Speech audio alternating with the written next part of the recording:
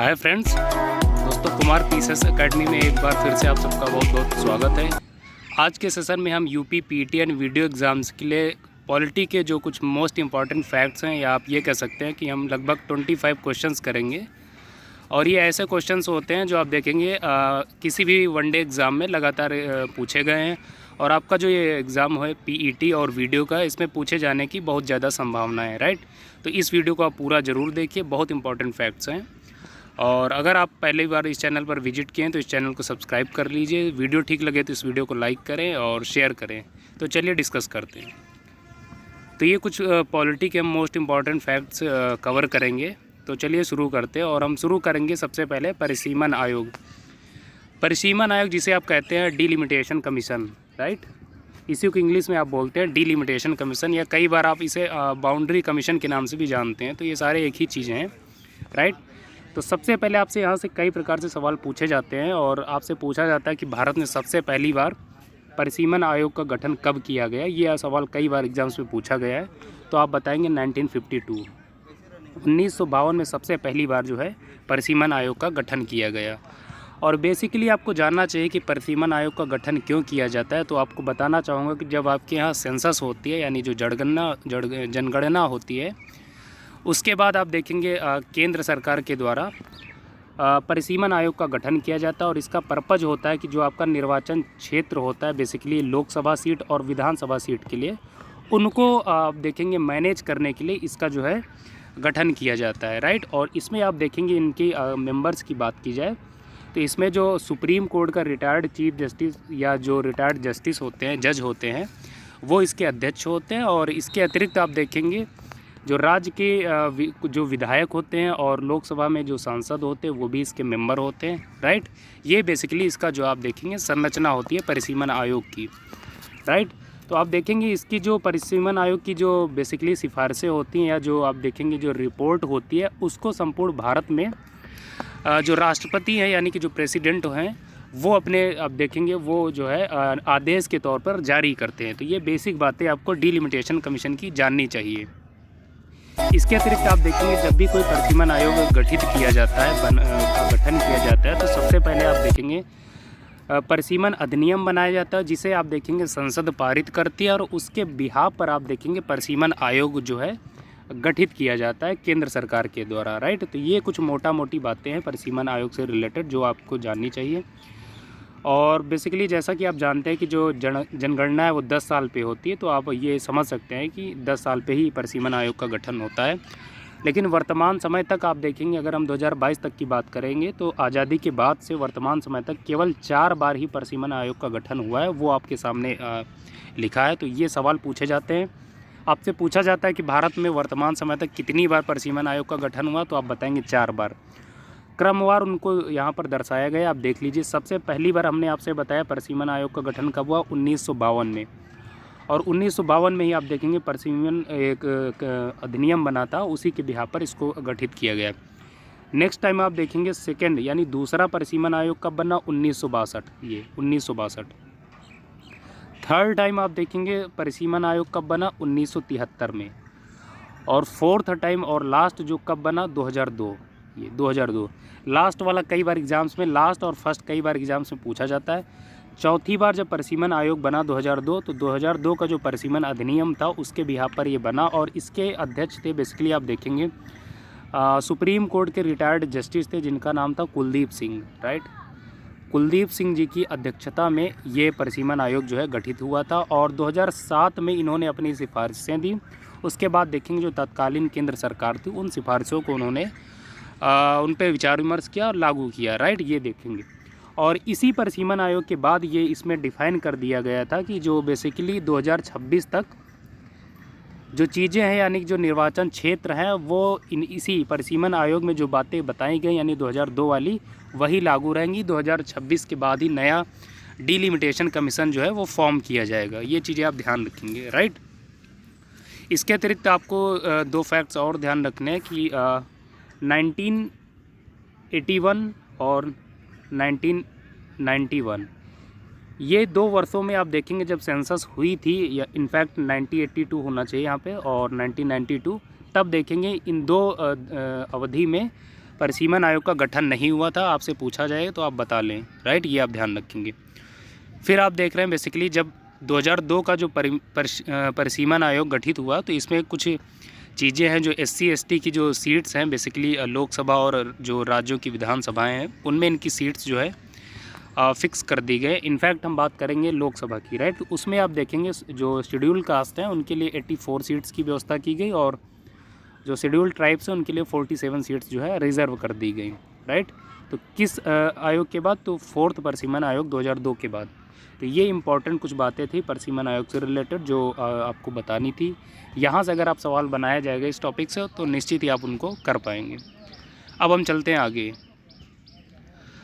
यहाँ पर आप देख रहे हैं बेसिकली पंचायती राज से रिलेटेड कुछ इम्पॉर्टेंट कमिटीज़ हैं जो एग्ज़ाम्स में लगातार पूछी जाती हैं और ये समितियाँ ऐसी हैं जो न सिर्फ वनडे एग्ज़ाम में बल्कि इनफैक्ट जो UP PCS या अदर PCS के एग्ज़ाम्स होते हैं उनमें भी ये कई बार पूछे गए हैं, तो इनको आप देख लीजिए और इनसे कई प्रकार से सवाल बनाया जा सकता है। सबसे पहला जो आप देखेंगे वन लाइनर के हिसाब से सवाल बनाया जाता है, दूसरा मैचिंग के फॉर्मेट में, राइट, तो कैसे भी सवाल बनाए तो आप उनको कर पाएंगे। तो सबसे पहले आप देख रहे हैं बलवंत राय मेहता समिति, ये कब गठित हुई? तो 1957 में। 1957 में बलवंत राय मेहता समिति का गठन हुआ। नेक्स्ट आप देख रहे हैं अशोक मेहता समिति। अशोक मेहता समिति जो है 1977 में बनाई गई, 1977। नेक्स्ट आप देख रहे हैं PV के राय समिति 1985। नेक्स्ट है आपकी LM सिंघवी समिति 1986। और 64वां जो संविधान संशोधन था इसका भी संबंध पंचायती राज से ही है और ये कब हुआ बेसिकली? तो 1989 में ये। और लास्ट आप ध्यान रखेंगे 73rd संविधान संशोधन, ये कब हुआ? 1993। तो इतने फैक्ट्स अगर आप पंचायती राज से रिलेटेड ध्यान रखते हैं तो एग्ज़ाम्स में अगर चाहे जैसे सवाल बनाए तो उसको आप कर पाएंगे। इनफैक्ट आप देखते हैं कई बार अगर यहाँ से अगर थोड़ा सा कॉम्प्लेक्स सवाल बनाया जाता है, मान लीजिए उसको थोड़ा आप देखेंगे पैसेज टाइप में या उसको देखेंगे कई सारे सेंटेंस में अगर बना दिया जाता है तो उसमें आपको 1-2 सेंटेंस ऐसे मिल जाते हैं कि अशोक मेहता समिति का गठन 1960 में हुआ था, राइट। तो अगर आपको ये चीज़ें याद हैं कि इनका गठन कब हुआ था तो इन दैट केस वो जो ऑप्शन होगा उसको आप एलिमिनेट कर पाएंगे और अपने आंसर तक वेरी इजीली आप पहुंच पाएंगे। इनको एक बार आप और देख लीजिए। हमने आपसे बताया कि जो बलवंत राय मेहता समिति है 1957 में गठित हुई, अशोक मेहता समिति 1977 में और PV के राय समिति 1985 में, LM सिंघवी समिति 1986, 64वां संविधान संशोधन 1989 और 73वां संविधान संशोधन 1993। हमने क्यों इन समितियों और 2 संविधान संशोधन की चर्चा की? क्योंकि ये जो जितने फैक्ट्स हैं इनका संबंध आप देखेंगे पंचायती राज से। तो अगर आपसे पूछा जाए कि इन फैक्ट्स का कि 64वें संविधान संशोधन या LM सिंघवी समिति या PV के राय समिति का संबंध किससे, तो आप बताएंगे पंचायती राज से, राइट, ये आप ध्यान रखेंगे। और अशोक मेहता समिति आप जानते हैं इन्होंने ही भारत में आप देखेंगे 2 टायर पंचायत के बारे में इन्होंने अपनी रिकमेंडेशंस दी थी, ये आप ध्यान रखेंगे। तो ये पंचायती राज से रिलेटेड जो कुछ प्रमुख इंपॉर्टेंट कमिटीज़ थी उनके बारे में मुझे चर्चा करनी थी क्योंकि एग्ज़ाम्स में सवाल पूछे जाते हैं, तो ये आप इनको ध्यान रखेंगे। नेक्स्ट हम बात करेंगे अब पॉलिटी के तहत आप देखते हैं बेसिकली एग्ज़ाम्स में सवाल ऐसे भी पूछे जाते हैं कि मान लीजिए कोई भी संवैधानिक पद है जैसे राष्ट्रपति है तो इनको शपथ कौन दिलाता है इनके पद की, और या फिर ऐसे पूछा जाता है कि ये अपना त्यागपत्र किसे सौंपते हैं, राइट। कई बार एग्जाम्स में सवाल पूछे गए, इनफैक्ट UP PCS भी इनसे लगातार सवाल पूछता रहा है। इनको आप ध्यान से देख लीजिए और जितने भी इंपॉर्टेंट आपके संवैधानिक पद हैं जो एग्जाम्स में पूछे जाते हैं हमने उनको यहाँ पर जट डाउन कर लिया है। अगर आप इन फैक्ट्स को माइंड में हमेशा अपने रखते हैं तो मेरा ऐसा मानना है कि अगर यहाँ से सवाल बनाया जाएगा तो उनको आप वेरी इजीली टैकल कर पाएंगे। तो चलिए सबसे पहले आप देख लीजिए राष्ट्रपति के बारे में, प्रेसिडेंट। तो प्रेसिडेंट को पद एवं गोपनीयता की शपथ कौन दिलाता है, तो आप देखेंगे मुख्य न्यायाधीश। कौन? चीफ जस्टिस ऑफ इंडिया, यानी कि सुप्रीम कोर्ट के जो मुख्य न्यायाधीश होते हैं वो राष्ट्रपति को शपथ दिलाते हैं। और यहाँ से आप ध्यान रखेंगे जो राष्ट्रपति वो अपना त्यागपत्र किसे देते हैं, तो उपराष्ट्रपति को देते हैं, ये आप ध्यान रखेंगे। फिर आप देख रहे हैं उपराष्ट्रपति यानी जो आपके वाइस प्रेसिडेंट होते हैं इनको शपथ कौन दिलाता है, तो ये राष्ट्रपति, प्रेसिडेंट महोदय, राइट। और जो उपराष्ट्रपति हैं ये अपना त्यागपत्र किसे सौंपते हैं, तो ये राष्ट्रपति को देते हैं। नेक्स्ट आप देखेंगे ये बहुत मोस्ट इम्पॉर्टेंट है, राज्यपाल। वनडे एग्जाम्स में सबसे ज़्यादा राज्यपाल के बारे में पूछा जाता है। क्यों? क्योंकि आप देख लीजिए जो राज्यपाल हैं इनको इनके पद की शपथ कौन दिलाता है? तो जो इनका रेस्पेक्टिव जो हाई कोर्ट होता है, मान लीजिए हम यूपी के राज्यपाल के बारे में चर्चा करें तो उत्तर प्रदेश जो उच्च न्यायालय का मुख्य न्यायाधीश होता है वो इनको पद की शपथ दिलाते हैं, यानी chief justice of that particular high court, right. और ये अपना देखेंगे बेसिकली रेजिग्नेशन या त्यागपत्र किसे देते हैं? तो प्रेसिडेंट को ही अपना देते हैं, ये आप ध्यान रखेंगे। नेक्स्ट हम बात करेंगे चीफ जस्टिस के बारे में, यानी chief justice of India, Bharat के जो मुख्य न्यायाधीश होते हैं उनको शपथ कौन दिलाता है? तो आप देखेंगे राष्ट्रपति, प्रेसिडेंट। और इनको अगर रेजिग्नेशन की बात की जाए तो जो चीफ जस्टिस ऑफ इंडिया है ये रेजिग्नेशन देते हैं राष्ट्रपति को, प्रेसिडेंट को, राइट। अब हम बात करेंगे प्राइम मिनिस्टर की, यानी प्रधानमंत्री जी के बारे में। प्रधानमंत्री जी को शपथ दिलाते हैं राष्ट्रपति यानी प्रेसिडेंट, और प्रधानमंत्री जी अपना रेजिग्नेशन किसे देते हैं? तो राष्ट्रपति को, यानी अपना त्यागपत्र राष्ट्रपति को सौंपते हैं। नेक्स्ट आप देख रहे हैं लोकसभा अध्यक्ष यानी स्पीकर, लोकसभा स्पीकर, इनकी आप देखें बेसिकली ये शपथ नहीं लेते एज अ लोकसभा स्पीकर। क्यों नहीं लेते हैं? क्योंकि आप जानते हैं जो लोकसभा अध्यक्ष है वो कौन बनता है? तो ये बेसिकली जो मेंबर ऑफ पार्लियामेंट होते हैं, जो सांसद होते हैं, उन्हीं को बनाया जाता है। तो जो सांसद होते हैं वो एज अ सांसद शपथ लेते हैं, राइट। इसी वजह से आप ध्यान रखेंगे लोकसभा अध्यक्ष को अलग से शपथ नहीं दिलाई जाती। लेकिन हाँ, ये आपको ध्यान रखना है जो लोकसभा अध्यक्ष है ये अपना त्यागपत्र लोकसभा के उपाध्यक्ष को देते हैं, ये आप ध्यान रखेंगे, इंपॉर्टेंट है, राइट। उपाध्यक्ष को, ये ध्यान रखें। हमने देखिए यहाँ पर लोकसभा अध्यक्ष के बारे में चर्चा की, लेकिन राज्यसभा अध्यक्ष के बारे में चर्चा क्यों नहीं की? तो आपको ध्यान रखना चाहिए जो राज्यसभा का अध्यक्ष होता है वो बेसिकली जो भारत के उपराष्ट्रपति होते हैं वही होते हैं आपके राज्यसभा के अध्यक्ष, राइट। तो आप जानते हैं बेसिकली वो कैसे शपथ लेते हैं? तो वो उपराष्ट्रपति पद की शपथ लेते हैं, राइट। और बाय डिफ़ॉल्ट वही जो आप देखेंगे राज्यसभा के अध्यक्ष भी होते हैं। और उपराष्ट्रपति त्यागपत्र किसको देते हैं? तो राष्ट्रपति को। तो फ्रेंड्स, ये शपथ एंड और त्यागपत्र वाले टॉपिक के तहत ये इतने फैक्ट्स आप ध्यान रखिए, फिर अगर यहाँ से सवाल बनाया जाएगा तो निश्चित ही आप उसको कर पाने की स्थिति में खुद को पाएंगे, राइट। थोड़ा सा ही आप देखेंगे कन्फ्यूजिव होता है एग्जामिनेशन हॉल में, तो इनको अगर आप चीज़ें एक दो बार कर लेते हैं तो ये आपके लिए बहुत ईजी हो जाएंगे। अब हम नेक्स्ट मूव करेंगे, पॉलिटी के कुछ इंपॉर्टेंट फैक्ट्स देखेंगे जो एग्ज़ाम्स में पूछे जाते हैं। इसमें आप देख रहे हैं बेसिकली जो आपकी संविधान सभा थी उसमें कुछ समितियों का गठन किया गया था, और आपसे सवाल पूछा जाता है बेसिकली कि मान लीजिए कोई पार्टिकुलर समिति आपके सामने रखी जाएगी क्वेश्चन पेपर में, और आपसे पूछा जाएगा कि इसके अध्यक्ष कौन थे, राइट। तो संविधान सभा से रिलेटेड जितनी भी इम्पोर्टेंट कमिटीज़ हैं हमने उनको यहाँ पर जॉट डाउन कर दिया है, और उनके इनफैक्ट जो चीफ रहे हैं या जो अध्यक्ष रहे वो भी लिखे हैं। तो आप इनको 1 बाय 1 जॉट डाउन कर लीजिए अपने नोट्स में और इनको पैरेट कर लीजिए, क्योंकि पॉलिटी में यही सारे सवाल बनाए जाते हैं। अगर आप प्रीवियस ईयर्स के सवाल लगाते हैं तो आपको निश्चित ही इन चीज़ों से आप भली बात वाकिफ़ होंगे, राइट। तो चलिए डिस्कस करते हैं। तो सबसे पहले आप देख रहे हैं बेसिकली दिस वन। सबसे पहले आपसे पूछा जाता है कि संचालन समिति का अध्यक्ष कौन था? तो आप बताएंगे doctor Rajendra Prasad, this one. Next आप देख रहे हैं संघीय संविधान समिति, इसके अध्यक्ष थे आपके पंडित जवाहरलाल नेहरू, पीटी नेहरू जिन्हें आप बोलते हैं, राइट। नेक्स्ट आप देख रहे हैं प्रांतीय संविधान समिति, इसके अध्यक्ष थे सरदार वल्लभ भाई पटेल।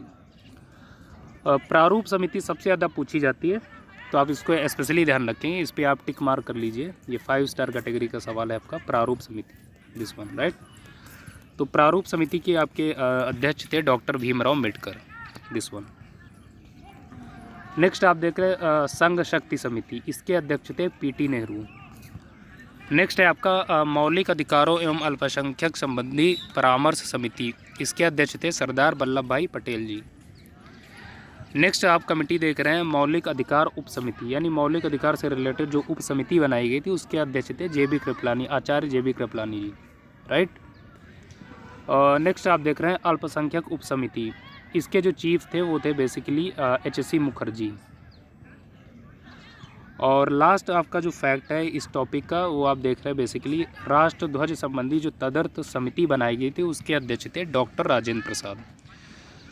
ये तो इतने फैक्ट्स आप ध्यान रखिए संविधान सभा से रिलेटेड जितनी भी समितियां हैं, अगर यहाँ से सवाल बनाया जाएगा आपके आगामी एग्जाम्स में तो वेरी इजीली आप उनको कर पाएंगे। एक बार और देख लीजिए आप, क्योंकि ये बहुत इंपॉर्टेंट टॉपिक है, ज़रूर सवाल पूछे जाते हैं। संचालन समिति डॉक्टर राजेंद्र प्रसाद, संघीय संविधान समिति पीटी नेहरू, प्रांतीय संविधान समिति सरदार वल्लभ भाई पटेल, प्रारूप समिति डॉक्टर भीमराव अम्बेडकर, संघ शक्ति समिति पेटी नेहरू, मौलिक अधिकारों एवं अल्पसंख्यक संबंधी परामर्श समिति सरदार वल्लभ भाई पटेल, और मौलिक अधिकार उप समिति JB कृपलानी, अल्पसंख्यक उप समिति HC मुखर्जी, और राष्ट्र ध्वज संबंधी जो तदर्थ समिति थी उसके अध्यक्ष थे आपके डॉक्टर राजेंद्र प्रसाद। फ्रेंड्स, आप देखेंगे यहाँ इस टॉपिक से बेसिकली वन लाइनर के हिसाब से सवाल पूछा जाता है, लेकिन वर्तमान समय में आप देखेंगे जो कमीशंस के एग्ज़ाम्स हैं बेसिकली UP PCS या BPSC या जितने भी अदर PCS के एग्ज़ाम्स हैं वो मैचिंग के यानी सुमेल करने के लिए आपसे सवाल पूछते हैं। 4 ऑप्शंस दिए जाते हैं और आपसे बोला जाता है कि इनको सुमेल कीजिए, राइट। तो अगर आप इतने फैक्ट्स ध्यान रखते हैं तो निश्चित चाहे जितना सवाल टफ हो उसको आप वेरी इजीली टैकल कर पाएंगे, राइट फ्रेंड्स।